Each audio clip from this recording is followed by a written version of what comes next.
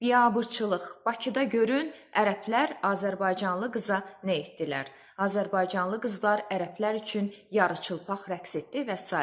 Yəqin ki, belə başlıqlı paylaşımlara siz də rast gəlirsiniz. Mən təəccüblənirəmmi? Yox. Məlum məsələdir ki, o qadınların hamısı fahişələrdir. Azərbaycanlı olsalar da. O zaman biz nə üçün fahişələrin qeyrətini çəkək? Yəni o qadınlar ilin 4 fəsli, 12 ay, 7-24 o işlə məşğuldular. Necə olur? Bizim kişilərimizdə xidmət edə bilənlər bir ərəbə xidmət edəndə artıq qeyrət damarımız tutur, artıq qeyrətimizə toxunur. Əgər belə qeyrətimizə toxunursa, gərək o fahişələrə Azərbaycanlı kişilər də yaxın getməsin.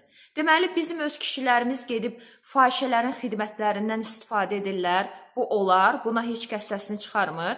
Amma o fahişə bir ərəbə xidmət göstərəndə, həm də sizin verdiyiniz puldan daha artıq pul verəndə, o zaman qeyrətimizə toxunur. Yoxsa elə düşünürsünüz ki, bizim yerli fahişələrimiz yalnız milli Azərbaycanlı kişilər üçündürmü? Yalnız sizin üçündürmü?